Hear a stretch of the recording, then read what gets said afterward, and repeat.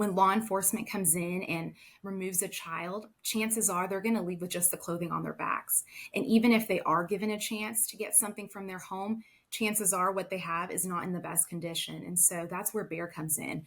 Everything that we provide to our kiddos is new. So if you ever come to our BEAR facility and visit our BEAR room, it's like a giant closet. And in that closet, you're going to see everything that serves a newborn all the way to 17 years old. So everything we give to our kids is new, it's fresh, it's got the tag on it. And it's just another way to show our kids the community's thinking about you. We're here, we're rallying behind these kids who have already been through so much. And it's another way to provide normalcy and confidence to these children because it shows the children this is yours. It's not a hand me down. It's not with holes. You don't have to fight for it. You don't have to share it with another child. This is yours.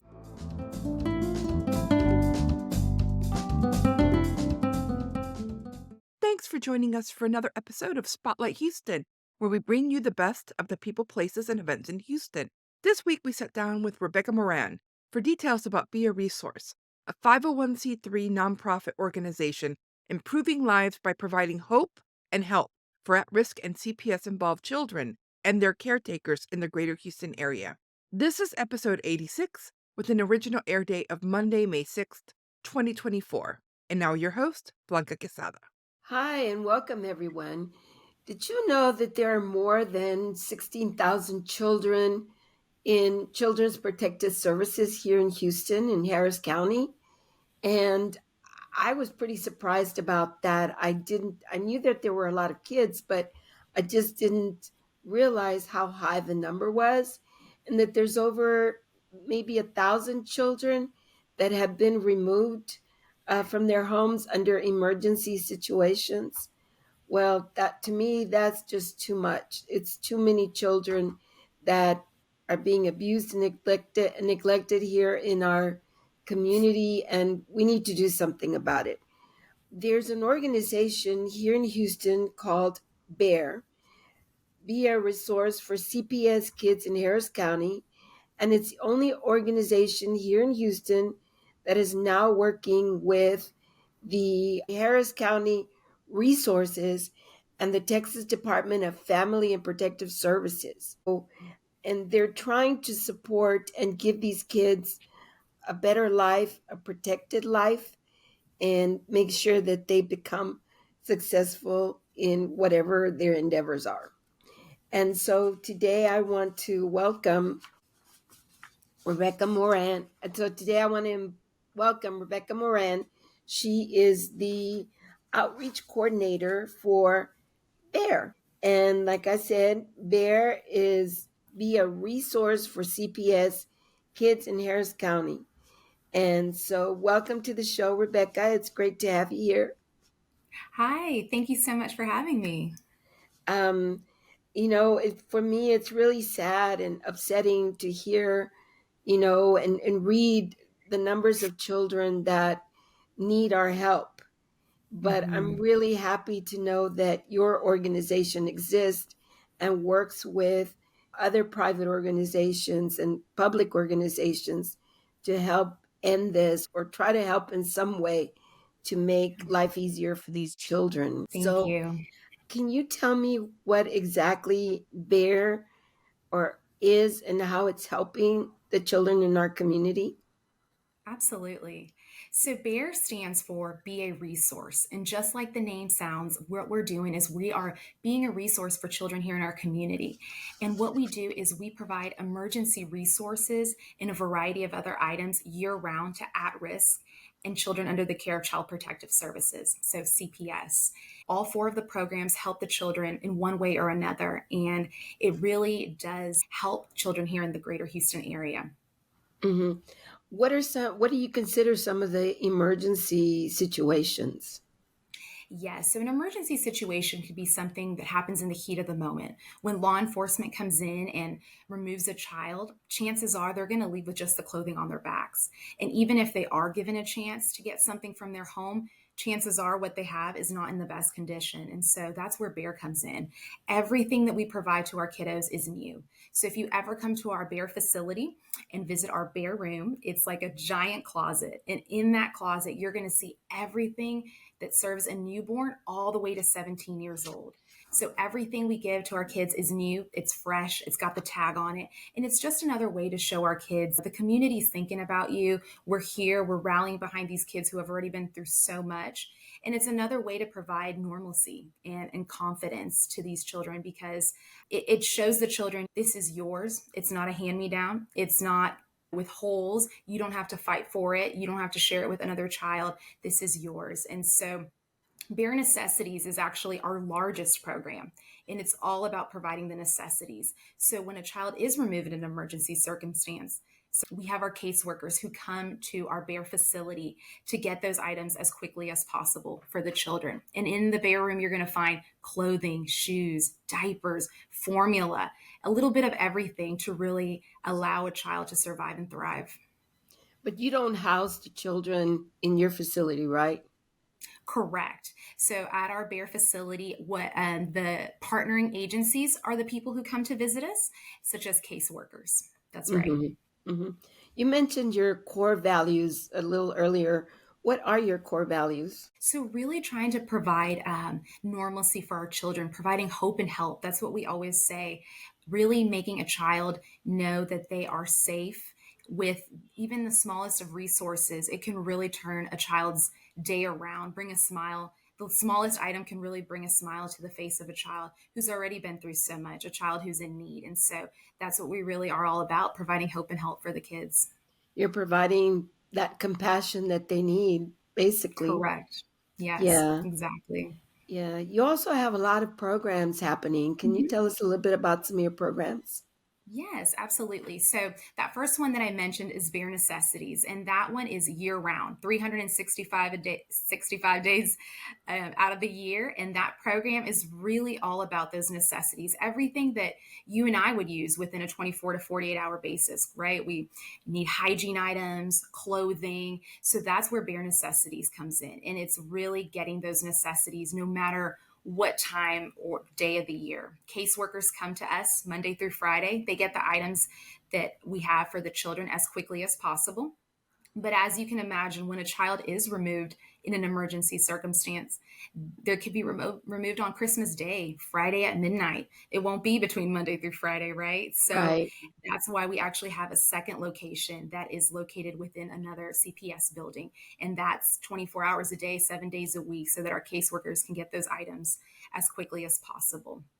And And that I'm sure program you actually, need, excuse me, I'm sure you need yeah. items that we may not even think about because you have children from newborns to teens Mm-hmm. and Mm-hmm. they have different needs. So, for example, do you need like powdered milk, diapers, wipes, Yes. all that sort of Yes. stuff for newborns? Exactly, exactly. Socks, even socks for our little infants, socks for our big guys. And that's what we always say. We're not an all size fits one. So we have some skinny minis and some big boys and girls. And so we want to make sure that we cover all bases to make sure that Hmm. all children, from the littlest ones to our oldest ones, have what they need. That's right. Hmm. Do you normally, or these organizations normally have more of the teens than the newborns or the babies or You know, toddlers? that's a great question. We really do have a wide range. I would say our kind of preteens, tweens, that's where a need is very great. But we do have the littlest ones, as of course, and all the way to our 17-year olds. And Hmm. we always say, whether it's the holiday season or whether it's bare necessities, our teens and tweens are always the hardest to get items for. And of course, blankets are always necessary. Oh, yes. Those comfort items really make a difference. So, Hmm. blankets, stuffed animals, a coloring book, a board game, those really do make a difference. And those comfort items, children, if they're going to a medical evaluation, the caseworker might pop in and say, I need that teddy bear or I need that stuffed animal. And that really will make a difference in the child's experience. Do the children go back to school or continue going back to their school? Do they need school supplies and things like that? Absolutely. And that's what I tell people all the time. A lot of times we all think back to school, right? And that is where the need is great, especially back to school. But on average, when there is a child that's in foster care, they move an average of 7 times. So if you can imagine, they may start in one school district at the beginning of the year, but by mid year, end of year, they could be in a completely different district. And so we want to always make sure we have school supplies on hand, backpacks, and those kinds of items. Normally, how long do these children stay with protective services? Those situations can vary definitely because the goal is always to reunite them with their families. So there might be some that are there for a little while compared to others who eventually their parents' parental rights get terminated and then that child is looking for a forever family. Hmm. I guess it Mhm. just depends on the situation, right? Correct, yes. Whatever the child, do the parents ever get reunited with their children? Yes, there are those situations where absolutely children get reunited or they might be adopted by a family member. So they stay within their family, but a family member who's healthy, who can raise them for whatever reason, it's just the better path for that child to go down with. Oh, that's great that they can stay with their family. Maybe not their parents, but with close family Right. members. That's Correct. great Yes. that these agencies and help these kids do that. Hmm. So you have a lot of teens as well. Do you have more teens than children and toddlers? We have a good range, I would say, of every pretty much age group. But yes, we do have a lot of tweens, teens, definitely as well. What are their basic needs? Clothing, shoes, socks. That need is always great. Everyone loves to shop. I always say everyone loves to shop for the itty bitties, or it's easier, it's fun to throw an extra Barbie in the shopping cart. But our tweens and teens definitely get overlooked. And so also we have to think about girls, the hygiene items once they get older. Right. And then, of course, hair accessories, things that any girl would like at school and sees their friends. And so we want to make sure we have even hair ties and headbands and all sorts of goodies so that they can feel just like any other tween or teenager. A little bit of makeup. That's right. That's right. Especially at Christmas. I know a lot of the Yeah. girls request that for the holidays. And Yes. then that perfect purse. Yes, that's right. And then that perfume, a typical teenager. Yeah, typical teenager and the right Yeah. shoes. Yes, that's right. So I heard that you have a really special gallery out there right now. It's called the Yeah. Heart Gallery. Can you tell us a little bit about that? Yes. So Heart Gallery is actually our newest program. It is all about finding a forever family for children who are currently in the foster care system. They're ready for that forever family. And so what Heart Gallery focuses on is it focuses on making sure, like we were talking about, that our older kiddos have a chance to be adopted, our sibling groups to remain together, and of course, our kiddos with special needs. And so it's all about finding a forever family before that child ages out of the system. Because by law, in the state of Texas, when a child is up for adoption, they have to have their picture taken once a year. So, as you can imagine, a caseworker probably has 20 to 30 kids on her caseload. She's running around, probably coming to the bear room to get some items for the other kiddos. And now it's Johnny's turn to take a picture because state law. So, it's probably going to be on her cell phone. It might even be behind a gray wall within a CPS building. And so, the child knows what it's for, right? Another year, I'm not getting adopted. And so that photo really turns more into like a mugshot. That personality is not captured. And we all know a picture's worth 1,000 words. And so that's what Heart Gallery focuses on. So we Yeah. have volunteer professional photographers who donate their time and talent to take beautiful photographs of these kiddos and capture them in a different light.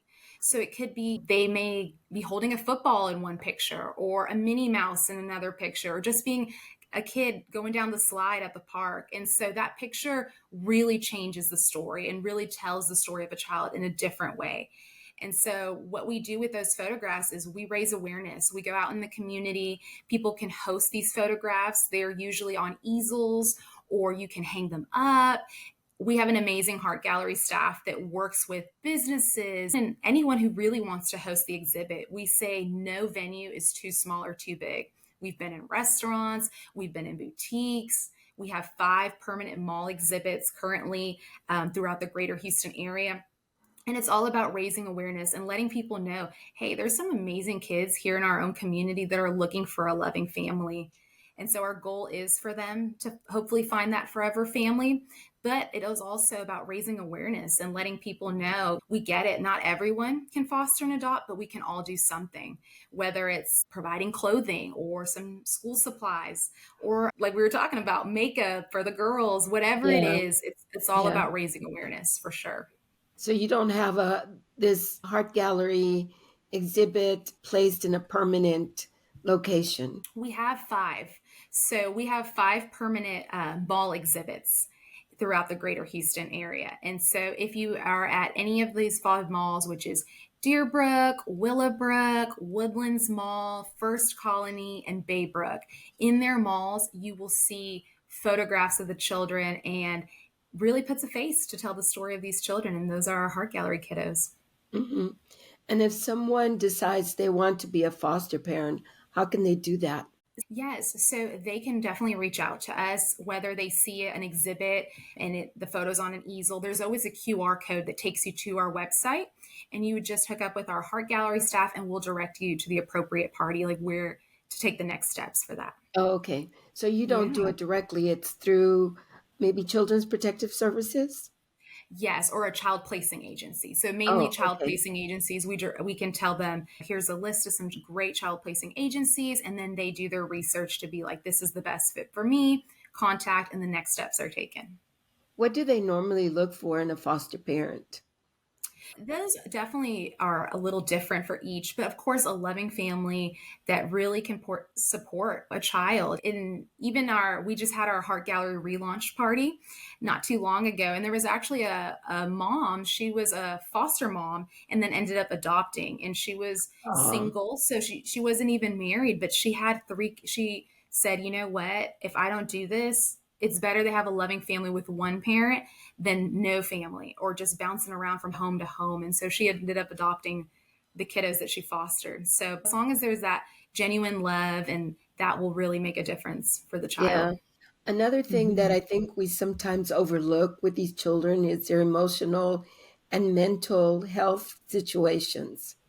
And then when it Correct. comes to getting a new family, that's a whole other story there, right? That's exactly right. It's a whole new family. You might be doing a whole new school if you had to move. So it is, you're right. It's a big change for these kids. Very difficult Hmm. trying to Hmm. adjust. And I'm sure that if some of these older kids, preteens, when they're not getting adopted by a foster family, then I'm sure that their mental and emotional situation just gets a little harder. Right, exactly. Just like that photograph. It's the child knows what it's for, right? Another year I'm not getting adopted. It almost feels like they're wasting their time, and it is Right, an emotional toll. I'm sure change is hard for anyone. We could be adults and all of a sudden something changes and it's right. hard. So imagine a little person who's going through that at such a young age. Yeah. Mhm. Do these kids get kicked out of these children protective services once they turn a certain age? So once they turn that kind of 17, 18 adult, they have the option. They have the option of continuing in with support. So what that means is then the child says, you know what, I really still want to be receiving services. And so then there is another center that really works with them to really decide how to go down the path of obtaining a job or continuing their education. And many of these kids do go that route. And then, of course, they also have the option to just say, aged out of the system and I'm an adult and I'm just going to grow up, so to speak, and do life. But they do have the option also to continue receiving services, to find a job, to learn how it is to have an apartment for your first time, and all those things. So they do work with them even past Yeah. aging out of the system. Well, as an adult, it's hard to go out there, and especially if you're not financially secure. Right. You've never had an apartment before. You're trying to find an apartment. I mean, it's hard Hmm. enough for an adult. I can't imagine how much difficult it is for a 17 or 18 year old kid trying to Exactly. jump into that lake, so to speak. You Yes, I know, know. That's such a young age to think about so many life choices to be making. And then you have to remember that these kids, technically, many of them don't have that mentor or that parent or a family member to guide them. And so, yes, it Yeah. adds on to the difficulty of it, of course. Basically, they don't have anything except Mhm. maybe the support from the organization, from you, from Right. BEAR, and for Children's Protective Services. Exactly. Yeah, that's hard. That's hard. Yeah. So, how do we report a case of abuse if we happen Yeah. to So, know of one? yes. So if there is ever like suspicion, you would definitely contact the Department of Family and Protective Services. You can find their number on their website and you would go that route. That would be the first step. If you see something that it seems suspicious, you could file a report that way and remain anonymous. Before I forget, I know you have a great event that's coming up in May. Tell me all about it. Yes. It's the Clays for Kids, right? That's right. So every year we actually have two big fundraisers. And our next one coming up is Plays for Kids, and that will be in May. And so that event is really all about raising funds and really raising funds for all of our programs. And so it's a fun day. It's outdoors, and we're at the Greater Houston Sports Club, and it is just a fun day. We have teams, they're shooting clays, dinner, and a great time, truly, to really raise funds for one of our most vulnerable populations. Okay, I don't understand what shooting clays is, so can you kind of describe that? Yeah, no worries. So, if you can imagine like a little machine shooting out clays, like little circular circles of clay, and then Yeah. people are kind of like shooting them up in the air and then they Oh, explode, so to okay, I get speak. it. And it's kind of like golf also at the same time. So they go from like hole to hole, so to speak, Yeah. and they have teams and everything. Yeah. Oh, okay.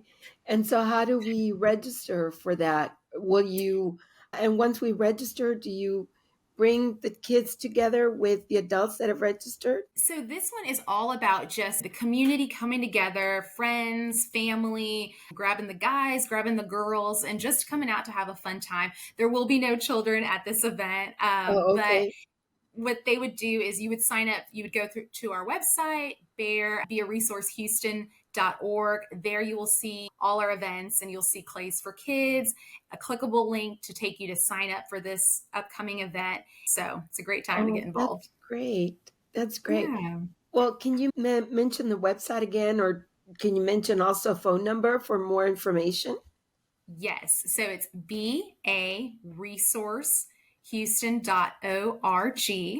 And our phone number is 713-274-9850. Yeah, and if we can't make it to this event, how else can we get involved? Yes. So if you want to get involved with this event in particular, you can donate any auction items, you can donate monetarily, so many ways to get involved, even if you can't physically make it. You might have your own business and say, hey, I'd love to donate these because we do have auction items as well at the event. So any in kind, we are more than happy and grateful to receive. Yeah. Can we Mhm. donate throughout the year? Absolutely. Absolutely. You can donate throughout the year for any of our programs. We are year round. I know a lot of times people think we only pop up at Christmas, but we're Right. actually year round. Yes, so Yeah. absolutely. Yeah. Yeah. Do you also happen to need volunteers? We do. So, especially when our programs kick off. So, come summertime, our Bear Back to School program will be in the works. And so, we definitely need all hands on deck during the summer, ensuring that we stuff backpacks filled with school supplies, ready to get them out the door to the caseworkers in time for back to school season. And then also during the holiday season, it's our busiest program. It's fast and furious and a really great time as well. And so, we always need volunteers during those two programs. Hmm. And how soon can we volunteer? Can we register to volunteer? Yes. So we'll be opening up those back to school dates come this summer around May. And those dates will drop May, early June. And you can register. You'll see time slots. You'll see, we really don't have an age limit. We always say if you want to come with your daughter, your son, your niece, your nephew, please feel free as long as there's a guardian or an adult 18 or older. Just because we're in a warehouse, we just want to make sure everyone's safe, but kids can come out and volunteer as well. Yeah. And I think we just need to keep in mind why we're volunteering. And it's for these kids that need to feel safe and welcomed and loved and Exactly. knowing that they're in a safe place. That's right. Exactly. Yeah. So, can you mention that website one more time? Yes, it's bearesourcehouston.org. And can we go to your location and donate whatever items we have? Yes, you can come to our physical BEAR facility, our warehouse. You can come anytime, Monday through Friday from 9 a.m. to 3 p.m. And just you'll see once you're in our parking lot, you'll start driving all the way to the back. You'll see signs that say BEAR. You'll know you're in the right spot. And right from there is the entrance to our warehouse. Come on in. We have amazing warehouse staff that can help answer any questions. You can drop off your donation, and we're there. You said you had two locations. Where are you located? So our main location is actually in Garden Oaks. So we are off of East TC Jester and 34th. We're right there in Garden Oaks, and that's where you can come drop off your donation Monday through Friday from 9 a.m. to 3 p.m. And our second location is actually within a CPS building, and that one's only for caseworkers that have access to that building. And we can find all that information in your website, including the phone number. Yes, that's all right there. Exactly. Well, Rebecca, thank you so much for joining me and for informing us all about what BEAR is actually all about as well, and how we can help all these kids that need help, that are in need. And good luck to you, and good luck with your Clay for Kids event. Thank you. I'm sure it's going to be a lot of fun. And of course, always as well, thank you for joining me. And if you have any comments, please let me know. If you have any story ideas, please get in touch. Absolutely. Thank you so much for having me today. It was so You're much fun. I welcome. had a great time. It's great having you on the show. Hello, everyone. I'm Gabby, your AI host. In today's episode of Spotlight Houston, we explored a genuinely inspiring mission with Rebecca Moran from BEAR. Be a Resource, an organization dedicated to providing hope and tangible support to children and teens in CPS care in Harris County. BEAR is unique because it's the only nonprofit working closely with the Texas Department of Protective Services in Harris County to aid over 16,000 children each year. These kids face dire situations that require immediate intervention, and BEAR provides the basics like clothing and school supplies and a sense of stability and normalcy during these critical times. Rebecca introduced us to several impactful programs that BEAR runs. The BEAR Necessities program equips CPS-involved children with essential items through 2 dedicated locations in Houston. They ensure that children entering the system under emergency conditions receive the immediate care they need. Then there's Bearing Gifts, a program that brings the joy of the holiday season to children who might otherwise go without. It's a beautiful reminder of the community's role in making every child feel valued and cherished during what should be a magical time of year. BEAR's Back to School program is another cornerstone initiative, helping over 13,000 children annually prepare for a successful academic year with the right supplies and resources. This support is crucial for boosting their confidence and academic performance, laying a solid foundation for their future.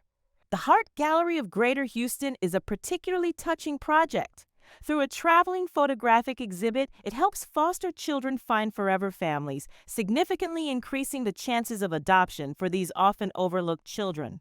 Looking ahead, BEAR is hosting its annual Clays for Kids event on Thursday, May 16th at the Greater Houston Sports Club. It's a fantastic way to support their mission while enjoying some time outdoors.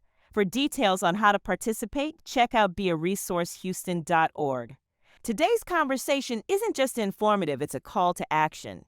By volunteering, donating, or even spreading the word, you can help make a significant difference in the lives of many vulnerable children in our community.